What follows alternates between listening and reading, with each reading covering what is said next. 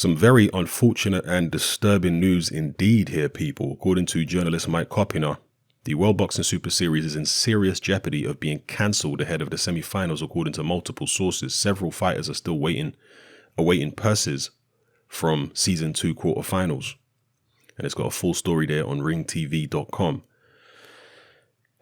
Now, if you've been watching a lot of the World Boxing Super Series shows that have taken place in the United States, you'll notice that the arenas are literally empty. That is disturbing. You know, the fact that empty arenas for great fights as well, but nobody's turning up to watch them. The amount of money that the World Boxing Super Series has pumped in to this tournament is, you know, a hell of a lot, because they're paying the fighters high purses and the production value is also very high. So you have to imagine they are hemorrhaging money.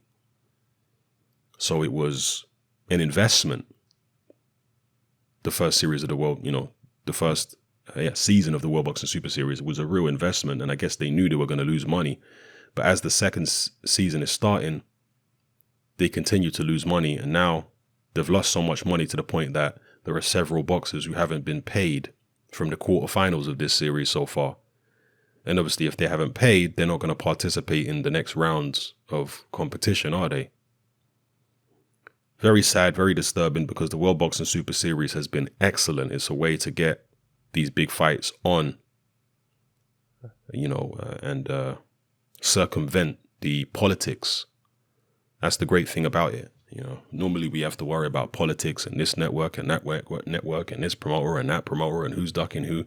Whereas in the World Boxing Super Series, all the politics gets pushed to the side.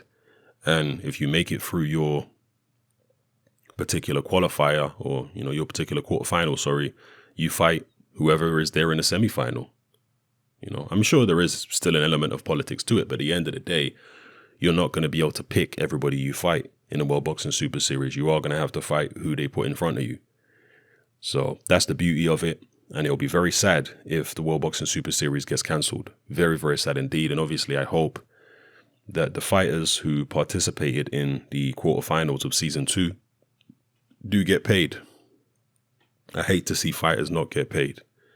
That is definitely one of my biggest bugbears in boxing, is fighters not getting paid. So top priority is the fighters getting paid. And a second priority is hopefully they can somehow salvage the World Boxing Super Series. But it was too ambitious at the end of the day. It was too ambitious. And one of the reasons that it was too ambitious is because they are putting the events on in territories all over the world. That's why it was too ambitious.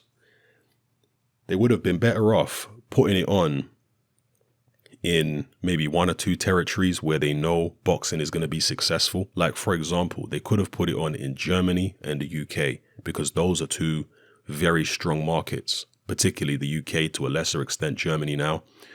But given the fact there's lots of Eastern European fighters in the World Boxing Super Series and fighters, who have been based in Germany before, that could work. Have it mainly in Germany and the UK and have everybody descend upon Germany and the UK for their fights. You could have the odd one here and there, maybe Russia, maybe a couple other places, but you want to put the shows on where the shows are going to at least break even, if not make a profit. Because putting all these shows on in the US, those shows must be hemorrhaging money. Just empty arenas.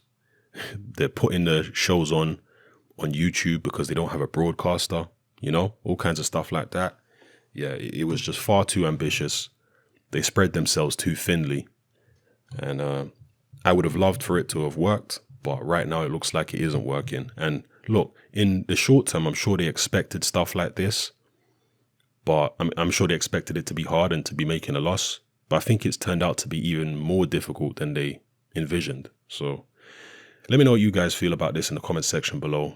And if you have any more information, well, you can read the ringtv.com article, but I'm sure there'll be more updates to follow. So yeah, I'll keep you guys posted about it, and you guys keep me posted, because there was definitely fights in this series which I was really looking forward to. Seeing Inoue in there against the other bantamweights, seeing Josh Taylor fight for a world title, all that kind of stuff. Be very sad to see that go down the drain. Let me know how you feel, people. It's happening, I'm out. Join me on Patreon. I upload a minimum of 2 podcasts every single week, covering a wide variety of controversial topics, as well as live stream Q&A sessions. Take a look on screen right now at some of the podcasts I've produced so far. For just $3 a month, the equivalent of about £2 a month, you get access to all my new podcasts and my entire back catalogue of past podcasts, including my popular Confessions of a Nightclub Bouncer series. You can listen on your computer or on your smartphone or tablet by downloading the Patreon app from the Google Play Store or the App Store for free. The Patreon app also allows you to download each podcast in MP3. For less than the price of a cup of coffee, you get access to dozens of hours of exclusive content. It's easy to sign up, there's no contract, and you can cancel at any time. So come and join our community of free and critical thinkers by signing up with me here on Patreon today.